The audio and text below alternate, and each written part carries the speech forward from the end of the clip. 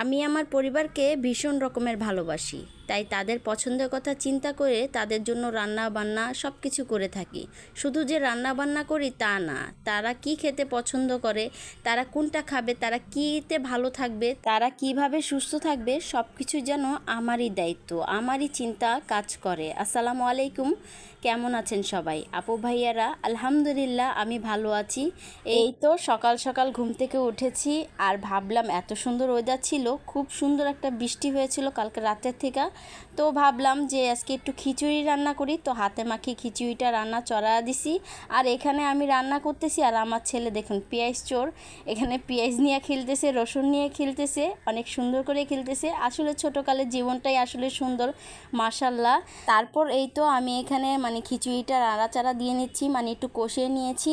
যেহেতু আমি হাতে মাখিয়ে খিচুড়িটা রান্না করতেছি যেন মশলার গ্রানটা না আসে, আমি একদম সিম্পলভাবে রান্না করেছি। আর আমার ঘরে যেহেতু একটু পুঁইশাক ছিল তাই একটু পুঁইশাক পাতা দিয়ে দিয়েছিলাম।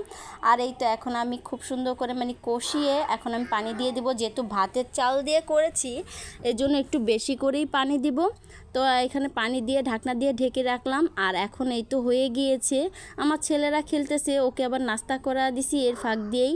আর বড় ছেলের জন্য খিচুড়ি রান্না করেছি ঝাল ছাড়া, যেহেতু আমি এই খিচুড়িতে ঝাল দিয়েছি।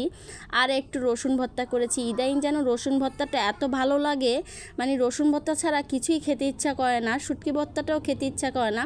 যাই হোক, একটু খিচুড়ির সাথে রসুন ভর্তা করেছি। আর এখন নাস্তাটা করে নিলাম ঝটপটভাবে। নাস্তা করতে করতে দেখি আব্রাব্বু উঠে গিয়েছে, তো তড়িঘড়ি করে ভাত চড়িয়ে দিয়েছি। আর এখানে এই তো মাছগুলো ভিজিয়ে নিয়েছিলাম, যেহেতু আব্রাব্বু খিচুড়ি খায় না তাই তার জন্য তাড়াহুড়া করে রান্না করতেছি, উনি খেয়ে যাবে। একটা বেগুন ছিল সেটাও দিয়ে দিয়েছি, আজকে কই মাছ দিয়ে বেগুন রান্না করব। এখানে মাছগুলো খুব সুন্দর করে ভেজে নিয়েছি আর আরেক চুলায় মশলাটা কষিয়ে নিলাম। খুব সুন্দর করে মশলাটা কষিয়েছি যেন তাড়াতাড়ি করে হয়ে যায়, মশলার কাঁচা গন্ধটা না থাকে। তো এই তো আমি এখন রান্নাটাও শেষ করে ফেললাম, একটু বেগুন দিয়েছি। আর আজকে কই মাছের তরকারিটা ভুনাটা এত মজা হয়েছে। আর এখানে এই তো পুঁই শাক একটু ডাল দিয়ে বসা দিলাম, একটা আলু দিয়ে দিয়েছি। আর এই বৃষ্টির সিজনে কিন্তু পুঁই শাক খেতে মাশাল্লাহ ভালোই লাগে। আর দেখুন আজকে সারাদিন ধরে বৃষ্টি হচ্ছে, গতকালকের থেকে বৃষ্টি হচ্ছে। তো এই বৃষ্টির ওয়েদারে খিচুড়ি খেতে ইচ্ছে করছিল, সকালবেলা রান্না করছি তাই দুপুরে আর রান্না করলাম না। দুপুরে এই তো সিম্পলভাবে কিছু আয়োজন করলাম। আর এই তো এখানে আমি ঘরদরটা গুছিয়ে নিচ্ছি, যেহেতু আব্রাব্বু তাড়াতাড়ি করে চলে যাবে। তো আব্রাব্বুকে খাওয়া দাওয়া করতে দিছি আরেক রুমে। আর এখানে আমি ঘরটাও গুছাতে আসছি, আমার নিজের রুমটা গুছাতে আসছি। তো এই তো এখন দেখলাম অনেক জোরে জোরে বৃষ্টি হচ্ছে জানলা দিয়ে, তো ঘরদর গোছানো শেষ। আর এখানে আমার রান্নাটাও প্রায় অলরেডি কমপ্লিট হয়ে যাচ্ছে।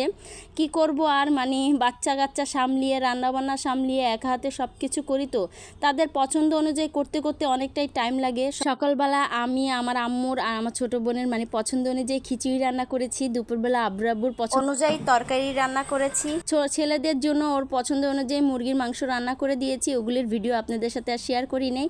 আর এখন এই তো আমি একটু ভিজতে চলে আসলাম, রান্না বান্না করতে করতে এত গরম লেগেছে তাই একটু ভিজে একটু নিজেকে ঠান্ডা করে নিলাম আর একটু ভিডিও আপনাদের সাথে শেয়ার করলাম। নিজের পছন্দ অনুযায়ী সব কিছু করতে আসলে ভালো লাগে, ফ্যামিলির পছন্দ অনুযায়ী সব কিছু করতে ভালো লাগে। আসলে তারা খুশি তো আমি খুশি। দিন শেষে কিন্তু আমার পরিবারই আমার সব, পরিবার ছাড়া তো আমি কিছুই না। আমার বাচ্চা, আমার স্বামী, আমার বোন, আমার শ্বশুর শাশুড়ি সবাই আমার সব কিছু, তাই তাদের জন্য যদি কিছু করতে পারি ভালোই লাগে।